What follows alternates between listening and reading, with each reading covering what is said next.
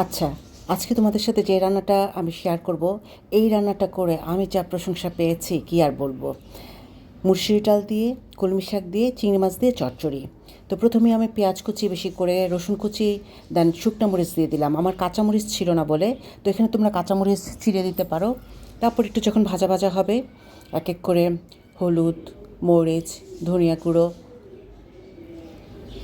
জিরা গুঁড়া দিয়ে খুব ভালোভাবে মশলাটাকে কষাবো। আর এদিকে আমি পরিমাণ মতো ডাল ধুয়ে ভিজিয়ে রেখেছি। তারপর সমস্ত মশলা যখন খুব ভালোভাবে কষানো হয়ে যাবে, সেই পর্যায়ে আমি চিংড়ি মাছ দিয়ে দিব।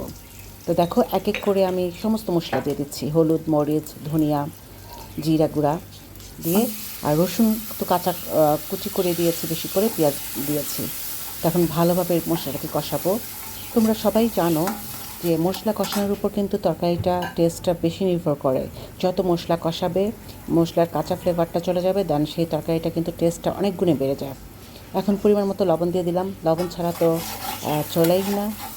তুমি আমাকে কেমন ভালোবাসো যদি বলো, তোমাদের আমি কেমন ভালোবাসি, তোমাদের আমি লবণের মতো ভালোবাসি। তো আমার যেই অডিয়েন্সরা আছে, আপুরা আছে, ভাইয়ারা আছে, সবাইকে আমি লবণের মতো ভালোবাসি।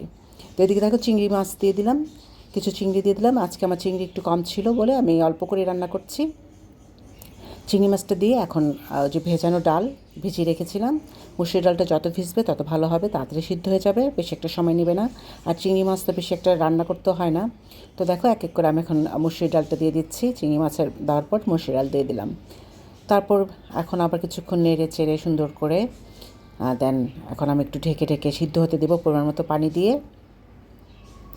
ডালটা যখন সিদ্ধ হয়ে মাখো মাখো হয়ে আসবে, তখন সে পর্যায়ে আমি কলমি শাক কেটে রেখেছি কুচি কুচি করে, সেটা দিয়ে দিব। তো দেখো, মাঝখানে কিন্তু আমি একবার দুবার নেড়েও দিলাম যেন না লেগে যায়।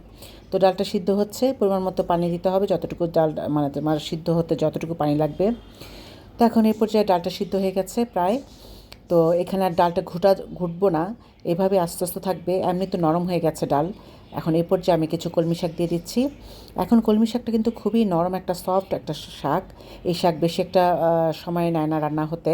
তো এটাকে এখন কিন্তু আমি ঢাকবো না, না ঢেকেই সুন্দর করে আস্তে আস্তে নেড়ে চেড়ে কিছুক্ষণ 5-10 মিনিটের মতো রেখে দেন আমি পরে নামিয়ে নেব। আর নামানোর আগে অবশ্যই টালা জিরা গুঁড়াটা দিতে হবে, যেহেতু চিংড়ি মাছ আছে।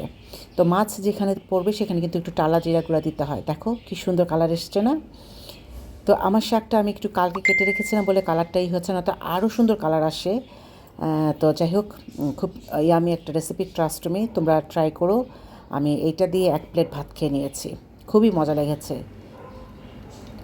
কলমি শাক, ডাল দিয়ে, চিংড়ি দিয়ে চচ্চড়ি। তো এই তো হয়ে গেল। আর নামানোর আগে যে জিরা গুঁড়া দিলাম, এখন নামিয়ে নিব। তো এই ছিল আমার আজকের রেসিপি। কেমন লাগলো একবার ট্রাই করে দেখো, ভালো লাগলে কমেন্টস করে জানাতে ভুলো না, ঠিক আছে? আজকে তোমাদের কাছ থেকে এখানে বিদায় নিচ্ছি, লুনার হ্যাসেল থেকে। লুনাস কুজিনও একটা আমার আছে ইনস্টাগ্রামের, আমার নাম হচ্ছে লুনাস কুজিন।